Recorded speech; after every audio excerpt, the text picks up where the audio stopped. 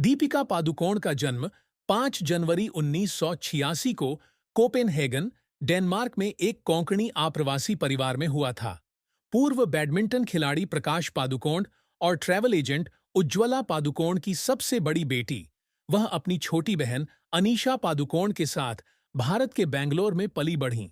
जब वह छोटी थीं, तो उनका परिवार देश वापस आ गया था।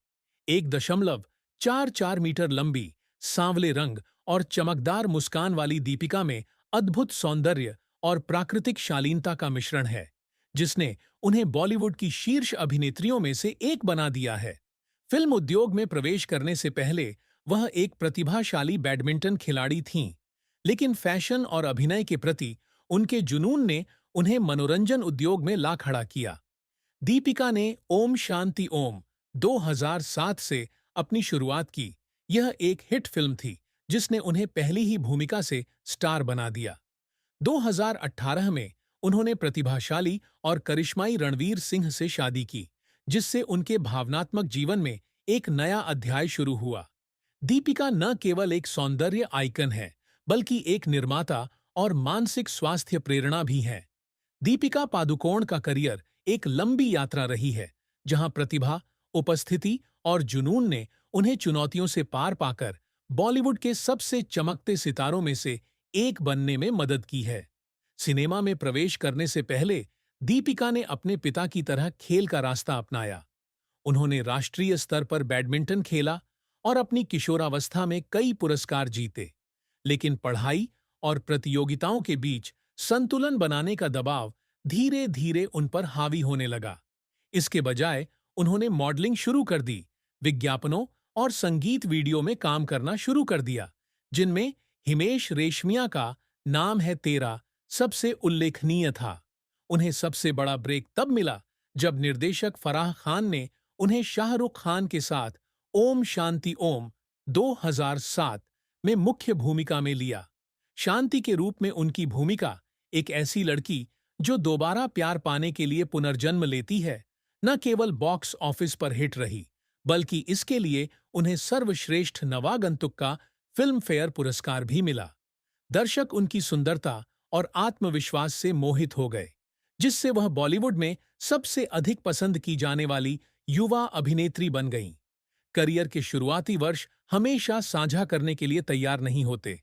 ओम शांति ओम की सफलता के बाद बचना ए हसीनो 2008 को सकारात्मक समीक्षा मिली, लेकिन Chandni Chowk to China 2009 flop रही, जिसके कारण दीपिका को उनके एक आयामी अभिनय और गहराई की कमी के लिए आलोचना का सामना करना पड़ा। उन्होंने एक बार कहा था कि इस असफलता के बाद वह अपने कमरे में अकेली बैठी थीं, शीशे में देख रही थीं और रो रही थीं, क्योंकि उन्हें लग रहा था कि उन्होंने उन लोगों को निराश किया है जो उन पर विश्वास करते थे। लेकिन दीपिका गिरी नहीं। उन्होंने लव आज कल 2009 के साथ एक मजबूत वापसी की। मीरा की उनकी भूमिका, प्यार से संघर्ष कर रही एक आधुनिक लड़की, ने उन्हें उनकी अभिनय क्षमता के लिए पहचान दिलाई। इसके बाद कॉकटेल 2012 में उन्होंने वेरोनिका नामक एक स्वतंत्र विचारों वाली लेकिन मेहनती लड़की का किरदार निभाया, जिसके लिए उन्हें सर्वश्रेष्ठ अभिनेत्री का पहला फिल्म फेयर पुरस्कार मिला। उन्होंने एक बार बताया था कि वेरोनिका की भूमिका में ढलने के लिए उन्होंने चरित्र के मनोविज्ञान पर शोध करने में समय बिताया तथा कभी-कभी विस्फोटक भावनाओं के कारण जिम में कसरत भी की। ये जवानी है दीवानी 2013, चेन्नई एक्सप्रेस 2013 और गोलियों की रासलीला रामलीला 2013 जैसी हिट फिल्मों की श्रृंखला के साथ 2010 दीपिका का स्वर्णिम युग था। रामलीला में उन्होंने लीला की भूमिका निभाई, जो एक दृढ़ इच्छा शक्ति वाली लड़की थी और जिसका प्रेम प्रसंग भाग्यवान था, जिसमें उन्होंने भावनाओं और नृत्य का मिश्रण प्रस्तुत किया। यह फिल्म व्यावसायिक रूप से सफल नहीं रही, लेकिन फिर भी रणवीर सिंह, जो बाद में उनके पति बने, के साथ उनकी पहली फिल्म थी। हालांकि हर परियोजना सफल नहीं होती। फाइंडिंग फैनी 2014 और हैप्पी न्यू ईयर 2014 में बॉक्स ऑफिस पर अच्छी कमाई के बावजूद उनकी भूमिकाओं में गहराई की कमी के कारण उनकी आलोचना की गई। उन्होंने एक बार स्वीकार किया था कि फाइंडिंग फैनी के बाद वह कार में अकेली बैठी थीं। उनके चेहरे पर आंसू बह रहे थे। उन्हें डर था कि दर्शक उनकी असली प्रतिभा को भूल जाएंगे। दीपिका का करियर पीकू 2015 और बाजीराव मस्तानी 2015 से चरम पर पहुंचा। पीकू में उन्होंने अपने वृद्ध पिता की देखभाल करने वाली एक स्वतंत्र महिला की भूमिका निभाई, जिसके लिए उन्हें दूसरा फिल्म फेयर पुरस्कार मिला। जबकि बाजीराव मस्तानी में उन्होंने मस्तानी की भूमिका निभाई, एक योद्धा और तूफानी प्रेमिका, जिसने एक बार फिर उनकी प्रतिभा की पुष्टि की। उन्होंने एक बार कहा था कि बाजीराव मस्तानी में लड़ाई के दृश्य की तैयारी के लिए उन्होंने तलवारबाजी का तब तक अभ्यास किया जब तक कि वे थक नहीं गईं, उनके हाथों से खून बहने लगा और निर्देशक संजय लीला भंसाली की अपेक्षाओं से बेहतर प्रदर्शन करने के दबाव के कारण वे रो पड़ीं। पद्मावत 2018 ने उनकी स्थिति को और मजबूत कर दिया, जिसमें रानी पद्मावती की उनकी भूमिका ने राजस्व अर्जित कर विवाद को जन्म दिया। हाल ही में डिजिटल प्लेटफॉर्म पर गहराइयां 2022 में उन्होंने अलीशा के रूप में अपनी भूमिका को दोहराया, एक मनोवैज्ञानिक रूप से जटिल महिला, जिसे आलोचकों की प्रशंसा मिली। अभिनय के अलावा दीपिका ने एसिड अटैक पीड़िता की सच्ची कहानी पर आधारित छपाक 2020 के साथ प्रोडक्शन में भी कदम रखा। यद्यपि यह फिल्म बॉक्स ऑफिस पर सफल नहीं रही, फिर भी यह सार्थक कहानियां बताने का उनका बेहतरीन प्रयास था। उन्होंने एक बार बताया था कि एसिड था दृश्य को फिल्माते समय वह सचमुच रो पड़ी थीं, क्योंकि उन्होंने उस वस्तु का दर्द महसूस किया था। उनका करियर कभी न समाप्त होने वाली सीखने की भावना का प्रमाण है, जिसमें उन्होंने न केवल असफलता के कारण आंसू बहाए, बल्कि खुद को पार करने के तीव्र जुनून के कारण भी आंसू बहाए। दीपिका पादुकोण के जीवन का सबसे बड़ा दुख 2014 में उनके करियर के चरम पर अवसाद से जूझना था। चेन्नई एक्सप्रेस और रामलीला की सफलता के बाद दीपिका को अचानक खालीपन और असमंजस का एहसास हुआ। उसे उन्माद, अनिद्रा और तर्कहीनता के दौरे पड़ने लगे, एक ऐसी स्थिति जो महीनों तक बनी रही और उसे समझ में नहीं आया कि ऐसा क्यों हो रहा है।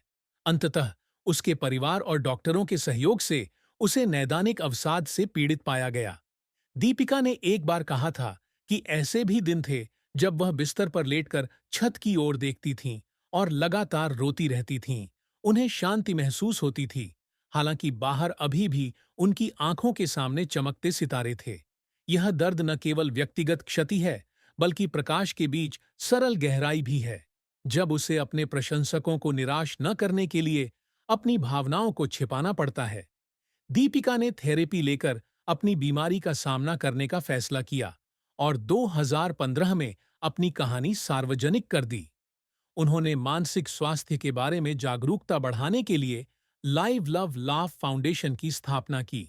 यह एक भावनात्मक कदम था, जिसने उन्हें अपनी उदासी को प्रेरणा में बदलने में मदद की। उन्होंने एक बार बताया था कि जिस दिन वह मीडिया के सामने अपने अवसाद के बारे में बात करने के लिए खड़ी हुईं, वह इसलिए गईं क्योंकि उन्हें आलोचना का डर था, लेकिन दर्शकों और उनके परिवार से मिले समर्थन ने उन्हें इससे उबरने में मदद की। यद्यपि वह ठीक हो गईं, लेकिन उन काले दिनों की यादें उनके दिल में एक गहरा घाव बन गईं, जो उनकी आत्मा की नाजुकता की याद दिलाती है, भले ही वह प्रसिद्धि के शिखर पर पहुंच गईं। दीपिका पादुकोण का प्यार और शादी एक खूबसूरत कहानी है, जिसमें रणवीर सिंह उनके जीवन के अंधेरे दिनों के बाद सबसे बड़ी रोशनी बने हैं। रणवीर से पहले दीपिका के कई प्रेम संबंध तूफानी रहे थे। वह वर्ष 2007 से रणबीर कपूर को डेट कर रही है, जब उनकी मुलाकात बचना ए हसीनों के सेट पर हुई थी। उनका प्यार इतना गहरा था कि दीपिका ने रणबीर के गले में तीर भी घोंप दिया था। लेकिन 2009 में उनकी बेवफाई की अफवाहों के बीच यह रिश्ता टूट गया। दीपिका ने एक बार कहा था कि जब उनका ब्रेकअप हुआ तो वह अपने कमरे में अकेली बैठी थीं, उनके उपहारों को देख रही थीं और रो रही थीं, क्योंकि उन्हें लगा था कि उनके साथ विश्वासघात हुआ है। उस उदासी के कारण वह कुछ समय के लिए अवसाद में चली गई, एक ऐसा घाव जिसे भरने के बाद ही उसे अपना दिल दोबारा खोलना पड़ा।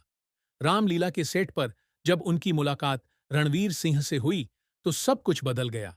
रणवीर ने अपनी शिकार करने की ऊर्जा और सफलता के प्रति ईमानदार इच्छा के साथ भावुक लेकिन सौम्य प्रेम से दीपिका को जल्दी ही जीत लिया। वे 6 वर्षों तक डेटिंग करते रहे तथा मीडिया की लगातार जांच के बावजूद उन्होंने अपने रिश्ते को निजी रखा। रणवीर ने उन्हें 2018 में मालदीव में प्रपोज किया और उन्होंने 14-15 नवंबर 2018 को इटली के लेक कोमो में 2 पारंपरिक कोंकणी और सिंधी समारोहों में शादी कर ली। दीपिका ने एक बार कहा था कि रणवीर के साथ उनकी शादी का वह क्षण था जब उन्होंने पहली बार खुशी के मारे लिखा था। उन्हें लगा था कि उनका जीवन साथी वास्तव में उनके साथ है। उनका विवाह प्रेम का एक आदर्श था जिसमें रणवीर ने खुलेआम अपने प्यार का इजहार किया और उनके करियर में उनका समर्थन किया। हालांकि विवाह बिना दबाव के नहीं होता। मतभेद की अफवाहें तब सामने आईं जब दीपिका बड़े प्रोजेक्ट्स में व्यस्त थीं, जबकि रणवीर का करियर मंदी से गुजर रहा था। दीपिका ने एक बार अपनी एक करीबी दोस्त से कहा था कि कई दिन ऐसे होते हैं जब उन्हें काम और परिवार के बीच संतुलन बनाने की चिंता होती है और कभी-कभी तो वह रो पड़ती है क्योंकि उन्हें डर लगता है कि उनके पास रणवीर के लिए पर्याप्त समय नहीं है। लेकिन रणवीर हमेशा उसे सांत्वना देने वाला और सभी मुश्किलों में उसकी मदद करने वाला व्यक्ति होता है। प्यार में दीपिका का सबसे बड़ा दुख ब्रेकअप नहीं, बल्कि रणवीर के साथ अतीत की गहरी चोट है। एक ऐसा सबक जो उन्हें रणवीर के साथ अपनी वर्तमान खुशी को पहले से कहीं अधिक संजोने के लिए प्रेरित करता है।